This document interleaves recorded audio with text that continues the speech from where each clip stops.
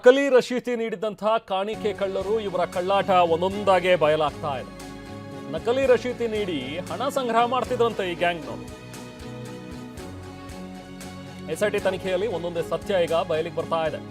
ಅಯೋಧ್ಯೆ ಹೆಸರು ಲೋಗೋ ಇದನ್ನ ಹಾಕೊಂಡು ಒಂದು ರಶೀತಿ ರೆಡಿ ಮಾಡ್ಕೊಂಡವ್ರೆ.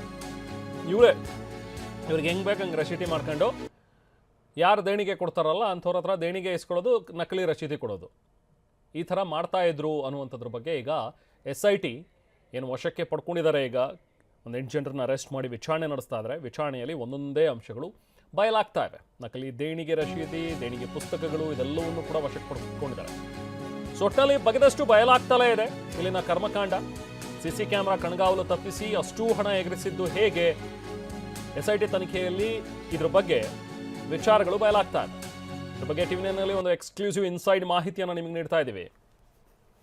ಹೇಗೆ ಇವರು ಹಣವನ್ನು ಎಗರಿಸ್ತಾ ಇದ್ರು ಅಂತ ನೆನ್ನೆ ಕೂಡ ನೀವು ಗಮನಿಸಿದ್ರಿ. ಮೊದಲು 500 ರೂಪಾಯಿಂದ ಶುರುವಾಯಿತು ಇವ್ರದ್ದು. ಒಂದು ನೋಟನ್ನು ಎಗರಿಸಿದ್ರು.